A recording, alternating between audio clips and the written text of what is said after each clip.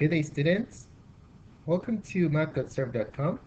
In this clip, we're going to be going over number 9, which is part 1 of our fundamentals and also derivatives components of AP Calculus A, B, and BC. This problem corresponds to number 34 of the 1969 AP Calc multiple choice exam, the released items. Let's take a look at number 34. It says, which of the following is an equation of a curve that intersects at right angles every curve of the family y equals 1 over x plus k, where k takes all real values. So this is an interesting problem. It's a combination of the fundamentals of calculus and also the use of derivatives. So we're looking at two things here. Now the first thing we're going to consider is the whole idea of right angles. You see, when two curves intersect at right angles, their tangent lines are perpendicular to each other. So what do we know about perpendicular lines? Let's go ahead and write this down. This you covered in pre-calculus. If L1, line 1, is perpendicular to line 2, then the slope of line 1 is going to be the negative reciprocal of the slope of line 2. Okay, so if we find the derivative of this line, the slope that can yield the negative reciprocal of that derivative will be the derivative of the slope of the other line, which has a perpendicular intersection with every point on this line right here. Okay, so all we simply do is find the derivative here, which will help us find the slope for every point on this line, then apply this idea, negative reciprocation of that derivative to get the target derivative of a line that's perpendicular to this line. All right, so let's start by finding the slope of this line. So let's say L1. Sorry. This is our first curve. It's not necessarily a line. The tangent line is going to be L1. Okay, so we have y is equal to 1 over x plus k. What helps us to calculate the slope at any point? We're going to find the derivative. Okay, so m at x is equal to y prime. All right, so y prime, we're going to be looking for the derivative of this family of curves, prime. Now, how do we find the derivative of this expression right here? Well, if you know the rules for differentiating 1 over x to the n, this is simply going to be 1 over negative x squared. You can use that shortcut, or let me show you the long way of doing it. You can write this as x to the negative 1 plus k prime, and then we're going to do term by term differentiation, okay? If we apply the power rule here, the derivative will be negative x to the negative 2, power down the exponent, and then reduce the exponent by 1. The derivative of k is 0 since k is just a constant. Alright, so y prime, using the properties of exponents, can be written as negative 1 over x squared.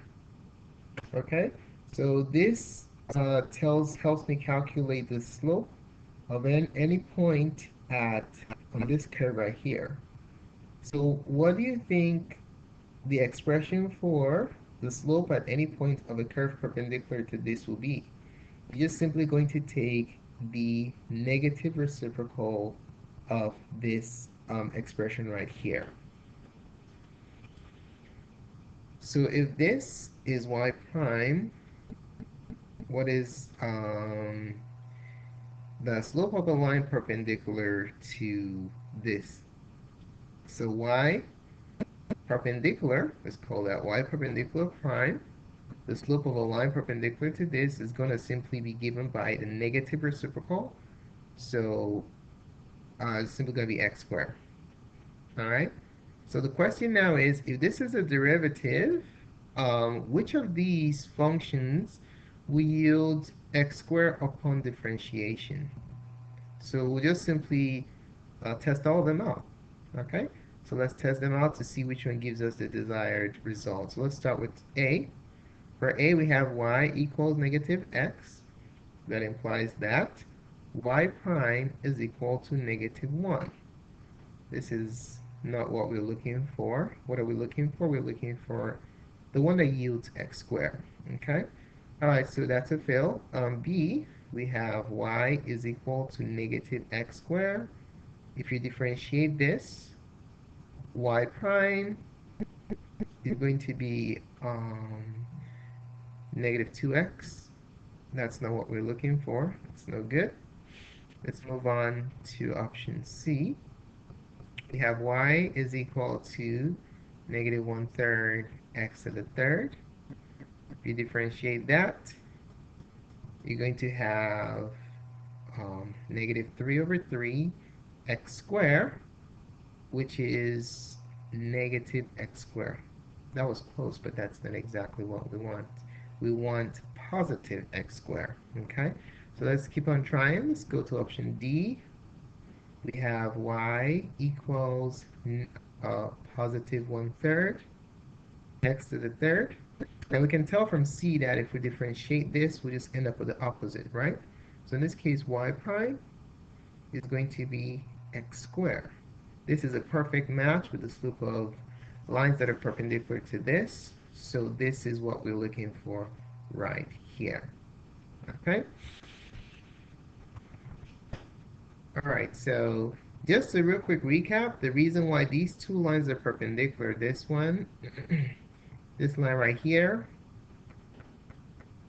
this one, and this one, the reason why they're perpendicular is that their derivatives are always going to be negative reciprocals of each other. Okay, so let me just go over an example with you just to make sure you understand what's going on.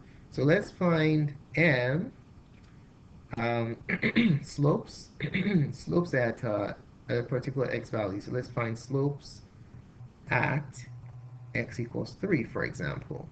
Okay, so for this goes for the first line, this goes for the perpendicular line. All right, so for the first line, y prime at, let's just call it y prime of 3. So y prime of 3, the slope at x equals 3 for this line is going to be negative 1 over 3 squared, which is negative 1 over 9.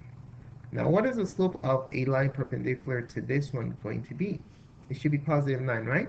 So let's plug it in here. So y perpendicular prime is going to be, we're looking at it, evaluating it at x equals 3. So at 3, it's going to be x squared, right? So 3 squared, which is 9. Now, how do these two numbers compare?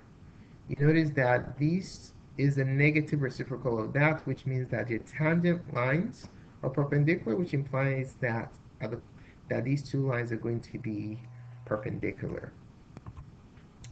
That is at the point of intersection. Okay?